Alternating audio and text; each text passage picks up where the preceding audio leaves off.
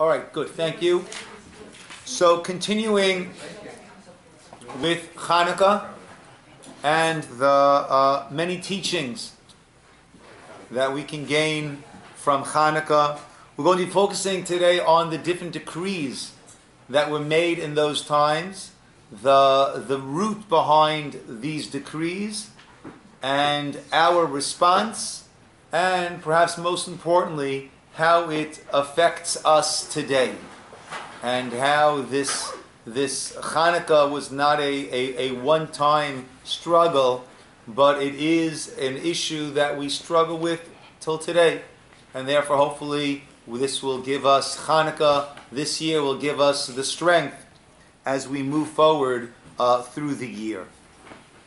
So let us begin with the first source. I think there are enough sheets. Everyone has their source sheets. Okay. So the first source is from the Otzer HaMidrashim on Chanukah, from the Medrash, and it speaks about the different decrees that were made. And these decrees, as we'll soon see, are all focused on the special Jewish covenant that we have with God. And that was what they were attacking. This relationship, this covenant that exists between Hashem and the Jewish people. So the Medrash says, Ata, then at that time, Bo'u, v'na'aleh alehem. They said, let us come and let us go up against them. Unevatel mehem et habrit, and let us annul this covenant. Asher karat lahem Elokehem.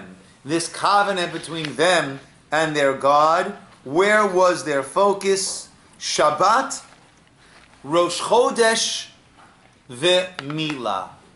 Their focus was on the Sabbath, on Shabbat, on Rosh Chodesh, which is translated here as the Jewish calendar system. Literally, it is the inauguration of the new month, and Brit Mila. Now, we understand that Shabbat is at the very, very essence, at the core of our belief in our Judaism. Rav Moshe, I believe, says very beautifully that a Jew has Shabbat, and we have our holidays. Shabbat represents the fundamental faith of God as the Creator. And the Yomim Tovim, the holidays, are the fundamental faith that God is not simply the Creator who then vacated and went wherever He went, but God is continuously involved in all that takes place in the world, not just on the national level, but also on the personal level. We call that Hashgacha Pratit, which is divine, personal providence. But in Judaism, we don't simply believe something. Everything that we believe needs to be translated into an action.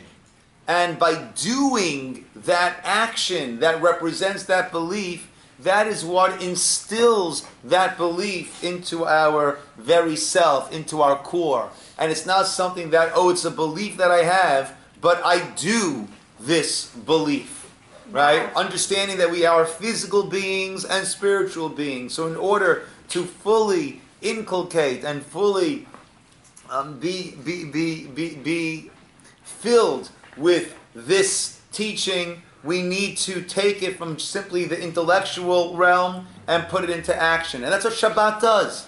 Shabbat is the way that we do our belief in Hashem as a creator. Hashem is a creator. When we say He rested on the seventh day, clearly God does not need to rest. But God ceased to create on the seventh day. And therefore comes the seventh day. Our Shabbat is a day where we cease to do creative activities.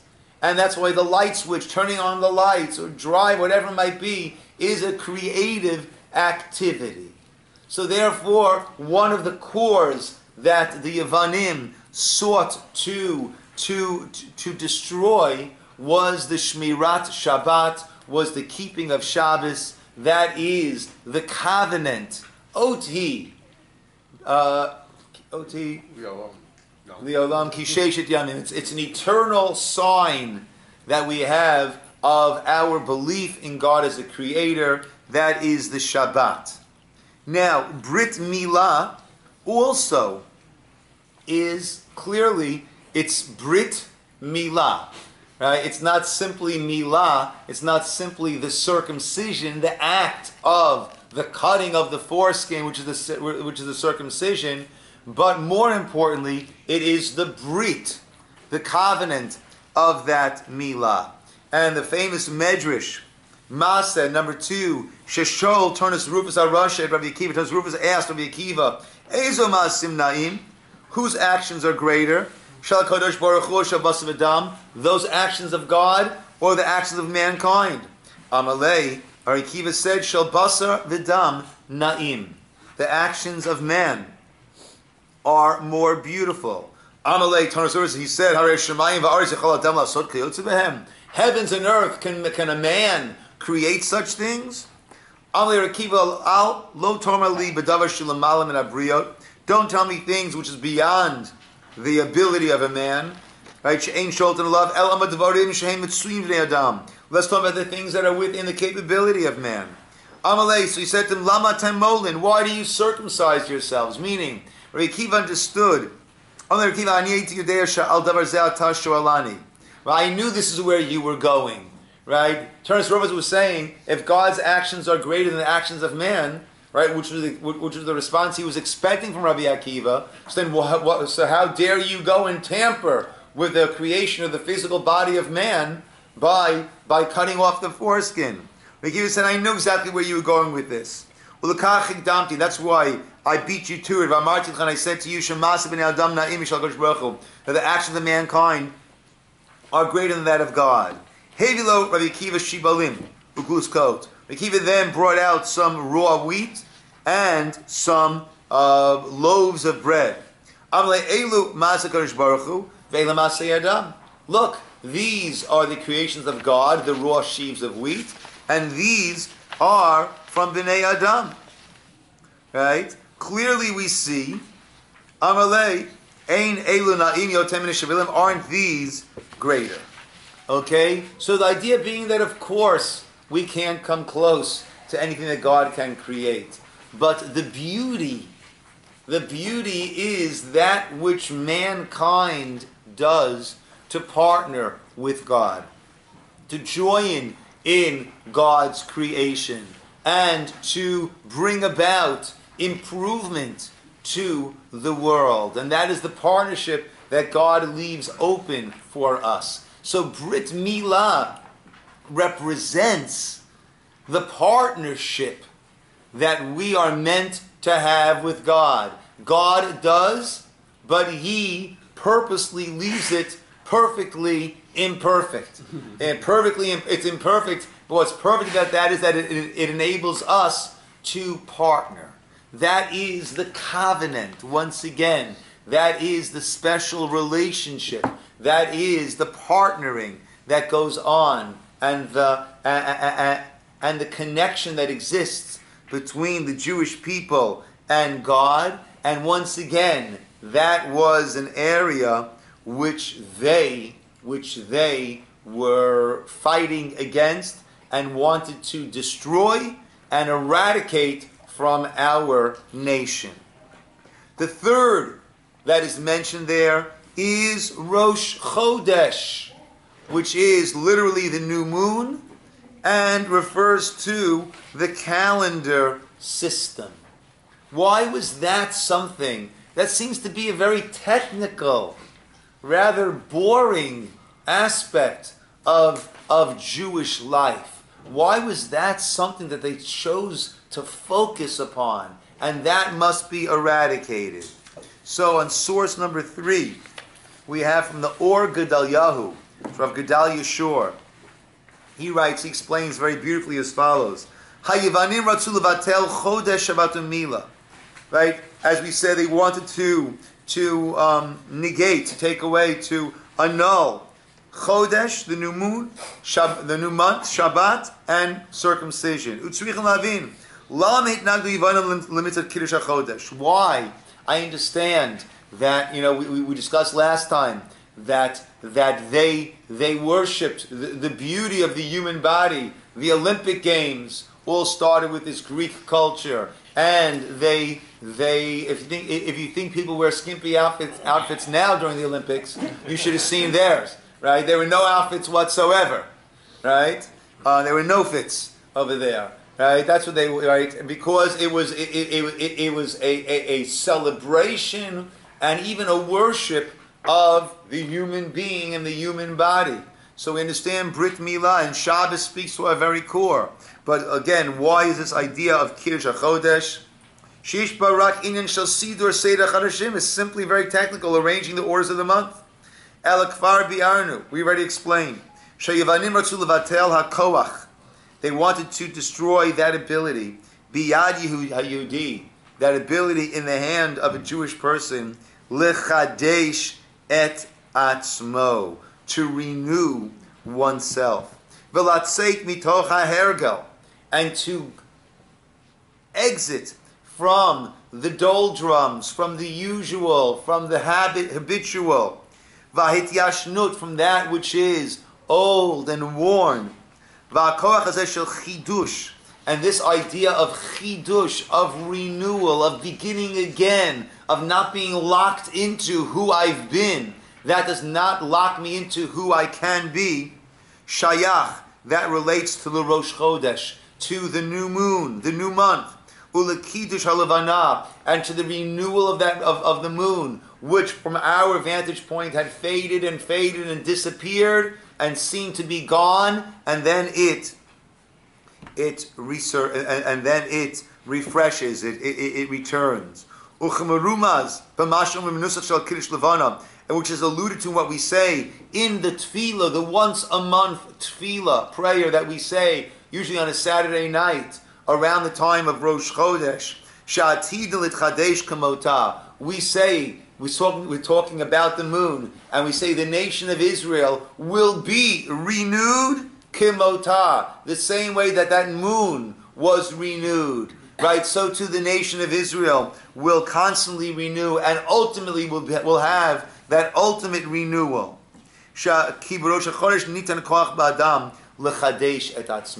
That's when a person has the ability to start again. Dugmat, similar to the Levana of the moon, Shinit Chadesh, that is renewed every new month. If we see that the moon has this renewal, it means that God created and placed into the world this ability of renewal, of this hitchadshut. Once again, this renewal that we have is our connection to God, that we can come in contact again and become recharged and become a new person. This is all beyond the natural, beyond the beautiful natural world which the Greeks viewed and worshipped. This speaks, I mentioned last week a beautiful quote. The Greeks saw the holiness of beauty. Judaism sees the beauty of holiness, right? Of going beyond, right? There is a certain awe-inspiring aspect of you see a sunset, you see these mountains, you feel that holiness. One is in awe of God and His creations, right? But there's the beauty of holiness, right? The greatest. I just mentioned when I was talking, I think, to the Sfardim this past Shabbos, that one of the most beautiful tefillot that I ever heard in my life was not necessarily a beautiful voice, right? But I had the privilege of Rav Shalom Shwadron, who's the Maggid of Yerushalayim of blessed memory, that he spent Shavuos 1 year at the yeshiva that I taught at in Israel. And we stayed up, of course, the whole night learning the night of Shavuos, and we davened Shacharis with the sunrise minyan, Vasikin, right? and no one's voice is all that. After being up the whole night, learning, right? But the kedusha that he led us in at that shacharit was it was the beauty of holiness. It was incredibly beautiful. Just the heart and the passion and of that davening was there's the beauty of holiness, and that holiness comes from the relationship that we have, and that relation that we have is what gives us the strength to constantly pick ourselves up and keep on going. Right? And that's why the nation of Israel is also compared to the moon. So this was their attack on Shabbat, on Brit Milah, and on Rosh Chodesh. Also, it was an attack on the purity, the spiritual purity of the Jewish people. Right? Rashi on the Gemara Shabbos says, Shegazru, which is source number 4, Shegazru Yivanim al kol betulot hanesuot. There was a decree that every girl who was getting married for the first time, lihi ba'el letafsar techila. Right? Before she could be with her husband on that wedding night, she first must go and be intimate, right? Or actually have intimacy forced upon her by the tafsar, by the governor, right? And that was just a way of showing absolute domination over the people, over the nation. Right? Actually, we just had in Bereshit a little while ago, right? The Baal HaTurim brings that Yitzchak had dug different wells, and one of these wells was called Rehovot. On that, the Baal HaTurim, one of the classic commentators, says, Keneged Yavan. That is a reference to the future, to the Greeks. Shegazu shlo yitavlu. Right? They made a decree that the Jews, right, would not be allowed to use the mikvah. The mikvah is the purifying immersion pool in which a married woman immerses herself and then purifies herself and purifies the relationship for intimacy with her husband. I remember years ago I heard an amazing story that there was a Russian couple. It's incredible. A Russian ignorant couple in New York. And I forget all the details of this story. But a rabbi received a phone call that from an older woman, a Russian woman, that her husband had just passed away in the house, right? And, she needed to work out the burial. So he started asking this woman questions, and found, they were not involved with any synagogue. They were not connected to any Jewish organization whatsoever. So this rabbi arranged, a simple funeral, and had the Chevra Kadisha, the group that deals with this incredible mitzvah. So they came to the house, right, in order to take her husband. And she was old, and it was too much for her. She said, "I'm not going to go to the cemetery, right?" But she asked if she could have just a few words with her husband before they took him. And they said, "Of course," right? And they overheard this woman saying to her husband as follows: "When you go to heaven, explain to them so they shouldn't be angry with us. Explain to them why we didn't have any children. Explain to them that there was no mikvah that we could go to. Explain to them so they shouldn't be angry with us." Could you imagine? Could you imagine? And her concern was they shouldn't be. Her concern wasn't, we should deserve. And by the time they came to America, she was past the childbearing years. It wasn't like they should give us reward for the incredible strength. Right? Not that. No, they shouldn't be angry with us. This was the Pasha to Yid, the simple Jewish person who didn't know and wasn't even connected to a Jewish community. Right? That's so. I'm sorry. The Baal Turim says that the Greeks made a decree, Shelo Yitavlu, that the women would not be able to immerse themselves in the proper mikvah, Kedei Limonam, which would hold them back in Pir from engaging in marital intimacy.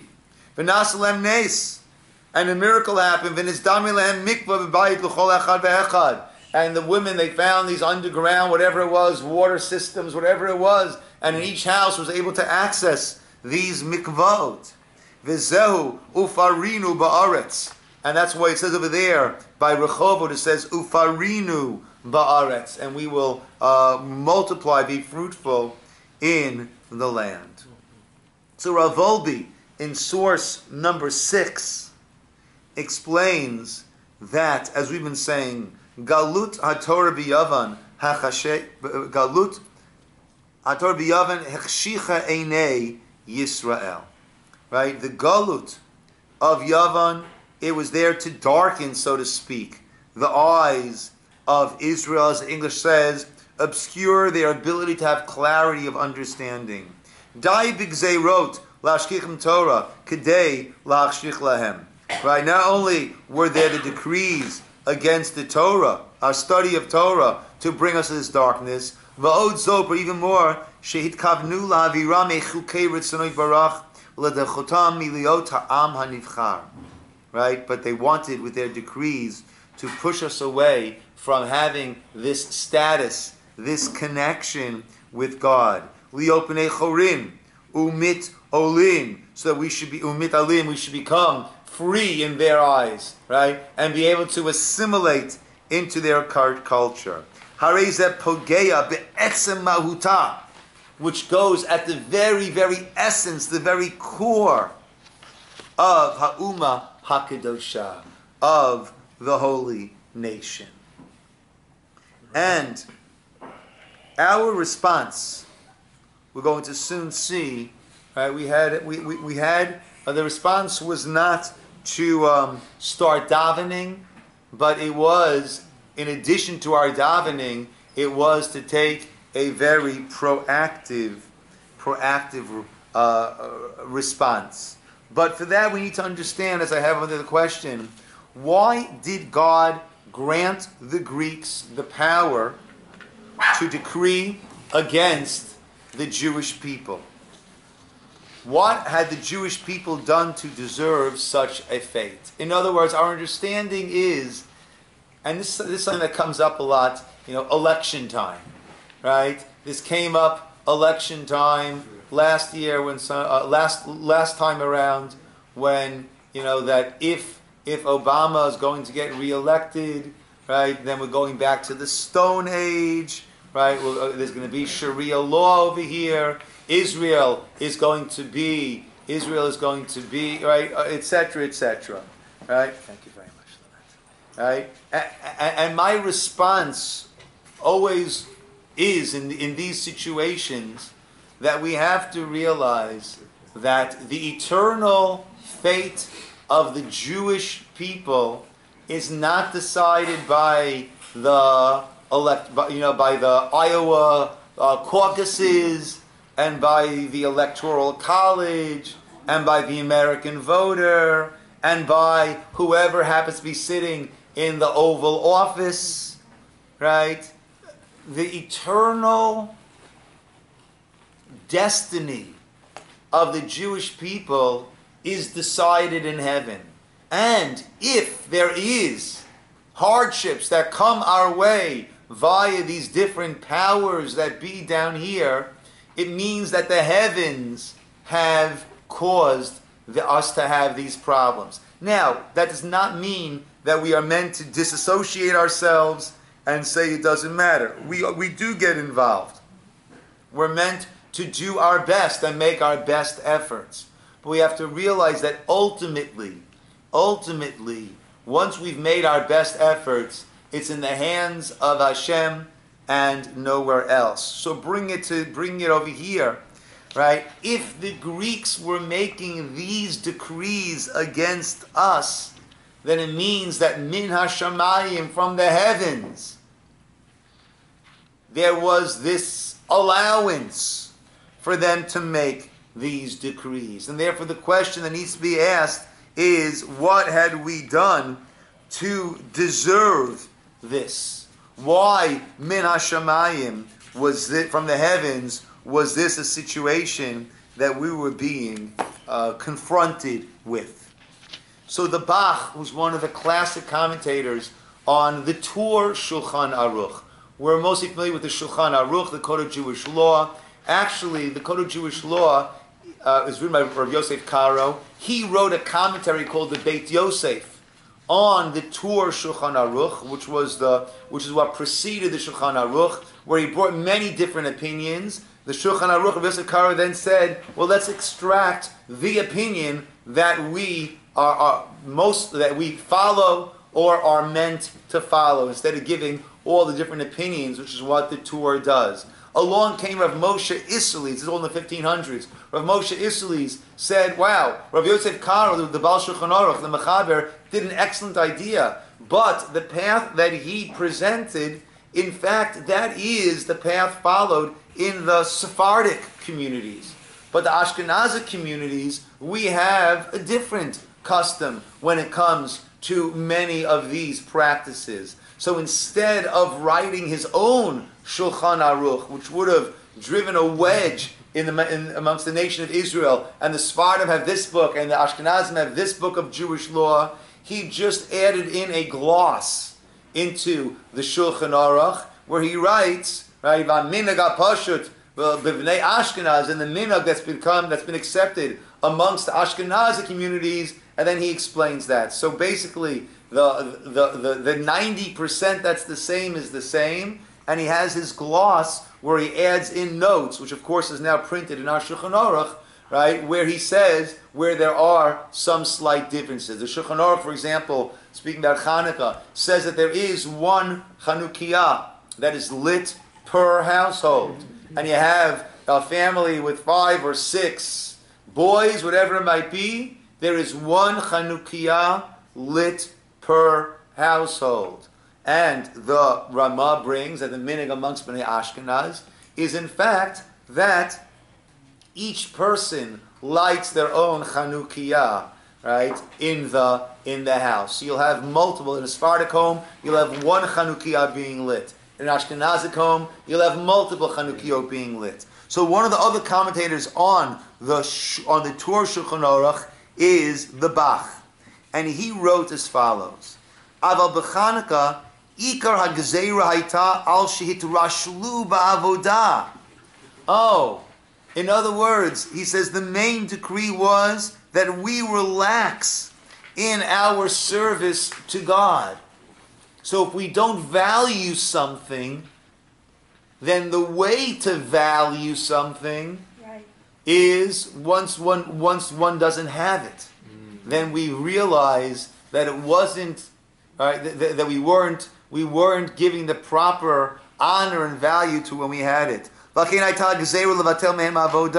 And therefore, the temple service, which certainly represents this special relationship, was taken away. This is the idea that we mentioned a few moments ago, that if we are, that the heavens has to allow it to happen, and the heavens will allow it to happen if we are lax in it. If we're not valuing it, then we will no longer deserve to have it. The Greeks made a mistake.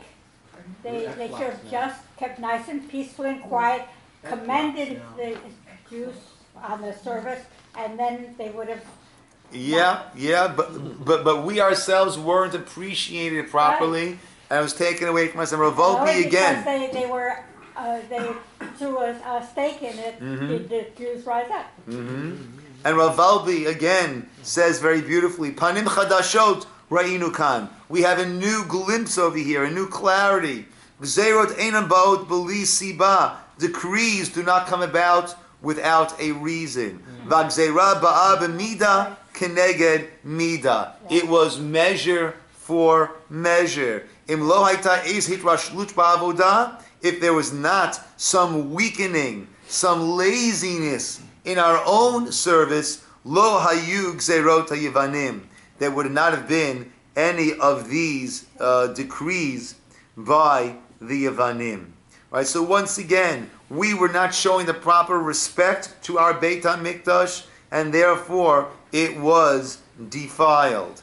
Right? But our lack of respect to the Beit HaMikdash came about from a lack of proper commitment to our Judaism, which is the Avodah in a greater, more broad sense. And the Rambam, Maimonides, source number 9, in Laws of Yom Kippur writes, B'imei Bayit Sheni, during the time of the Second Temple, Tzatz Haminut Yisroel, heresy started to blossom in Israel. V'yatzu Tzedukim, the Sadducees, appeared, She'ena Ma'aminim B'Torah She'Ba'al Peh, who were only willing to follow the written Torah, but rejecting the entire oral Torah. Now understand, the oral Torah, the Torah She'Ba'al Peh, is not this thing that the rabbis came up with, right? Imagine you're Moshe and hearing the Torah from God,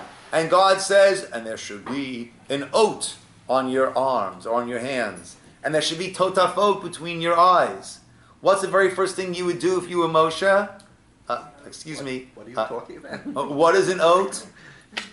What is a totafot? What does that mean?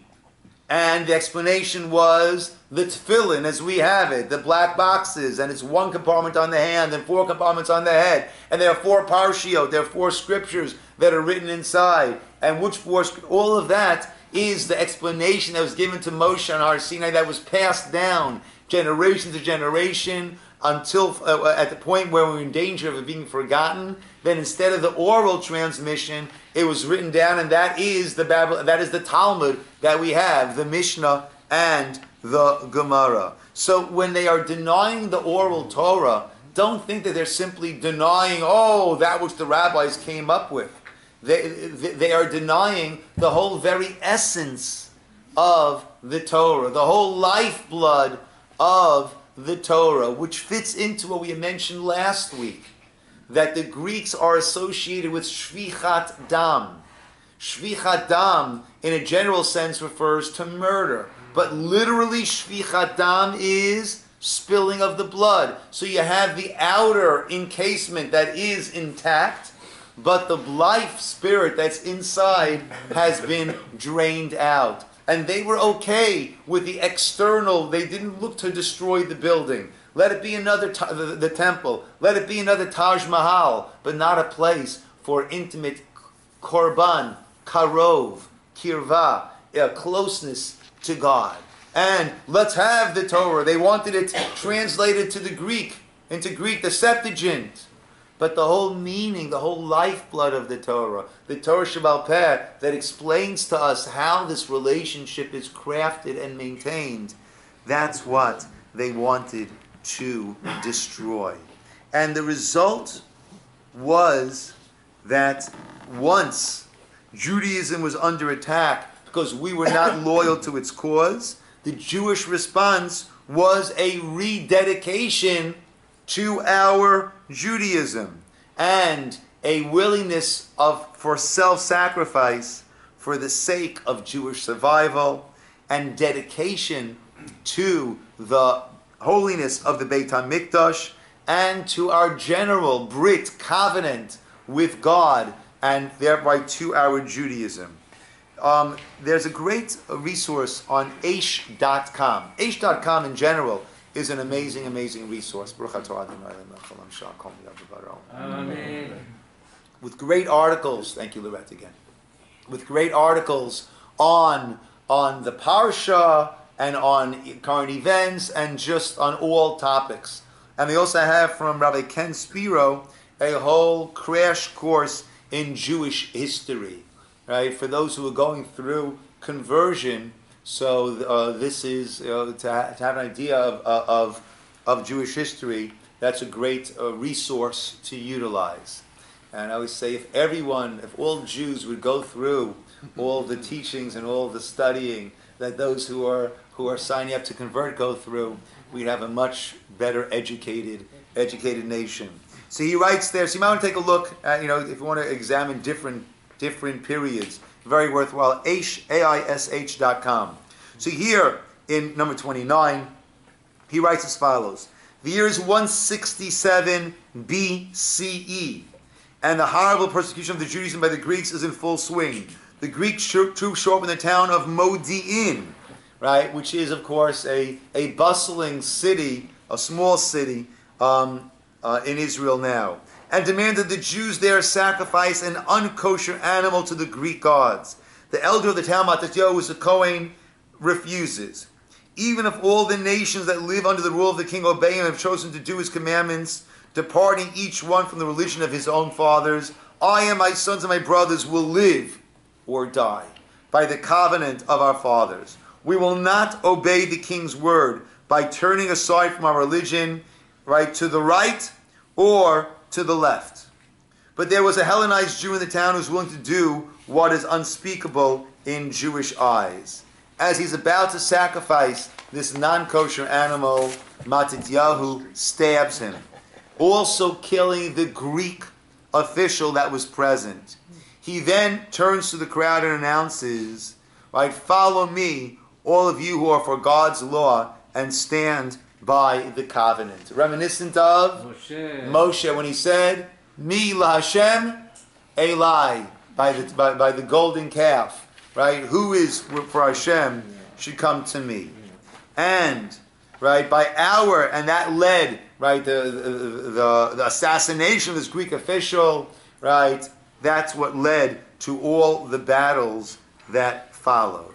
Right, but the response, the heavenly response to this dedication and mesirut nefesh, willingness to sacrifice, even to the point of one's life, that is what then led to the responses, the heavenly responses, which we celebrate with our Chanukah today. Once again from Rav Volbe, Kasher Kohanim masu nashim avodah, when the Kohanim risked their lives for this service, miyad ro shuv nisim, then there was this immediate heavenly response, hein b'milchamtam, whether it was in the battles, as we say in our davening, masarta giborim biyad chalashim, you handed over the powerful into the hands of the weak, v'hein b'achzarat avodah, and also through the return, the rededication of the avodah, of the service that took place in the Beit HaMikdash, and that was heavenly gifted in an expedited manner by B'nes Hapach Shemen, with the miracle of the flask of oil, which enabled us to start the avodah and continue the avodah uninterrupted until, as we discussed last week, until we were able to bring and to produce and bring a new pure oil for the daily lighting of the menorah. Rav Dessler, in source number 12, Rav Dessler in his Michtav Me Eliyahu, Rav Dessler was a mashkiach, the spiritual guide, mentor of the yeshiva. I believe it was the Gateshead Yeshiva in England, and eventually moved to Israel, and of the Panovich Yeshiva in Bnei Brak. So his epic Michtav Me Eliyahu, literally the letters, the writings from Eliyahu. He writes that through the incredible selflessness and dedication of the Chashmonaim, Alul Madregat Lishma Gamor, they rose to the level of doing it purely Lishma, for the sake of God's name, not for themselves. Zot Haita Siba Mitit Haruchaniot, and that was the true spiritual reason, which allowed them to overwhelm the Greeks. Uvenes Hashemen, and with the miracle of the oil, Sheneirot HaMenorah Lo Kavu, that the lights did not go out, even though there was not enough oil to burn for that long. Heru lam siman hashamayim, that showed them a heavenly sign. Shnitgaleh b'libam apnimi she'ein lahefsek la'olamim. Right? Very beautifully he writes, and the miracle of the oil that the lights were not extinguished showed them a sign from heaven which revealed that their hearts contained an eternal inner light. How beautiful Rav Dessler writes. So the lighting of the menorah is to remind us that we have, each and every one of us contains that eternal inner light. There's a beautiful teaching from the Chedushi Harim, one of the great Rebbes of the Ger, Hasidic Ger dynasty. We say in our Shemona Esrei, Blessed are you Hashem, Magain Avraham. Blessed are you Hashem, that we conclude the first blessing, you were the shield of Abraham. And the question is asked, so what does that do for me? Granted, I'm a descendant of Abraham, but how does that speak directly to me that God was the shield of Abraham? And he explains that Abraham was a person who, in an environment which was completely hostile, was able to connect to God and found the nation that we are so proudly a part of. And that every single descendant of Abraham has in us that spark, that fire of Abraham. But sometimes situations or acts, or whatever it might be, can make us feel that that spark has been extinguished and it's no longer there. And we bless Hashem, Baruch Atah Hashem, Magain Avraham. You are the shield of Abraham, meaning you are the shield, the protector of that spark of Abraham that is inside every single one of us, that is never extinguished. And that spark always has the potential of, like we said before by Rosh Chodesh, of L'hitchadshut, of to renew and to become a blazing flame. So the miracle of the oil, the lights were not extinguished, showed them a sign from heaven which revealed that their hearts contained an eternal inner light. And if we recognize that, then we are in position to live our lives accordingly and to fully actualize the abilities that we have. Lastly, Rav Volbe again, Harei Zehu Chag HaChizuk. So this is the Chag, the holiday of Chizuk, of strengthening, of opportunity, of reinforcement, right? Of optimism. Kol ma shenitin lanu lamod. That which is given to us that we can learn me'at teshuot va'milchamot, from the redemptions and the wars b'chag zeh, in this holiday, who is mesirut nefesh, dedication to our Judaism. Ilu zachinu, if we are worthy, hayinu mafikim Chanukah, we would draw from Chanukah chizuk, strength, lemeshech kol hashana, the strength of Chanukah, of this renewal, of this connection, of this eternal light, is such that it would last us lemeshech kol hashana, throughout the entire year, and then maybe by next Chanukah we'll be ready for another refill. Ki zohi sigulat hachag. That is the special influence, this possibility, not possibility, but this ability, this innate ability of renewal when it comes to our avoda, and that mesirut nefesh. That is the treasure of Chanukah. So what led to the decrees was our apathy. And what led to the miracle was our rededication. And I once read that even in our world there might be a little bit of apathy at times. I once read such a thing. Yeah, I once came across that. Right? Yes? Back to the timeline that you mentioned last week, these events took place before the destruction of the second temple, right? Correct. And what then caused that destruction to happen? Well, Sinat Chinam? yes. Well, in historical sense, So the Hashmonaim defeated the Greeks. Right? They should have handed the kingdom of Israel, right? They were Kohanim from the tribe of Levi. But the kingdom of Israel has to be from the tribe of Yehuda, right? Via David, right? David HaMelech. What they should have done, the Ramban writes, is once they were victorious, they should have handed the kingdom over to the rightful heirs of Jewish royalty, which is the tribe of Judah. They didn't, and in the end they were conquered by the Romans, and the Romans destroyed the temple. As we said before earlier today, that could only come about if there is, right, I think the Medrash of the Zohar uses the term kamcha techina tachan, which means ground up flour is what they ground up. Meaning once in a spiritual sense we had destroyed the Beit HaMikdash, then they came in and destroyed the physical Beit HaMikdash. But it was our actions which led ultimately, after this faded, right, to, as the Gemara says, as you mentioned, it was the sinat chinam, it was the baseless hatred that existed amongst us, and that is what broke us apart at our very core, and that's what led to the destruction of the temple. Yes, Ida. It was an interesting thought that you just expressed about the whole incident is a result of apathy. Yeah. And I was thinking to myself, that's really the enemy of a believer, apathy. Yeah.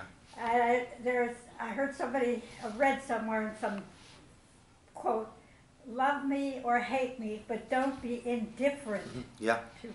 Yeah. That indifference is Yeah. a total lack of any Yeah. passion. Yeah. You know, when dealing with relationships, if someone says, "Oh, I hate that person," right? It means that they Well, really. they got some passion. It means they really love that person, and they are in pain over this right. non-response Well, that makes to me the feel a lot better. non-response much. to their love, right? You know, the worst thing is, I don't care, Right. right? I don't care, right? And there's nothing more hurtful, right? And then we could put that to Hashem, right? That our apathy, right, is something that is kaviyachol, right? Painful. And I think Painful in Shammai. that's why we have so many rituals and so many blessings to remind us. It's so easy Correct. to forget the blessings. Correct. forget You know, the 100 blessings a them. day, It's a right? reminder Baruch atah Hashem, Baruch atah Hashem. over again. Not Right. not taking it for granted. Yeah, you know, and actually, you know, maybe a good practical Kabbalah that a person might consider doing. You know, right, as Chanukah is arriving, right, Saturday night Sunday is the first day of Chanukah, right? So that in order to get beyond this apathy that we all struggle with, to make a commitment to strengthen ourselves when it comes to brachot, right? For some that might mean, you know, when I make all the brachot that I always make, to pause beforehand and really think about what I'm saying for a moment.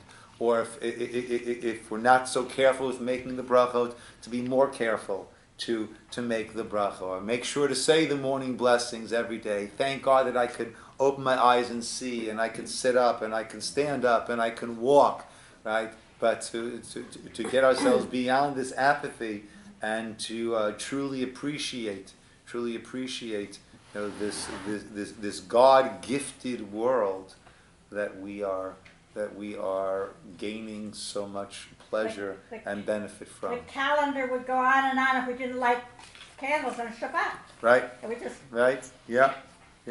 So we have to not just settle into a Stop. routine, but stop and pause, stop and smell the candles and appreciate it. Yeah. Okay, we'll call it over Thank here. you. Rabbi? Shekach, everybody. Yes. Why isn't the Book of Maccabees in the Tanakh? It was after the closing, Oh. right. With the period of prophecy coming to an end, that is when that was the end of the canonization of the different Just too late. books. Yeah. Missed the time. Well.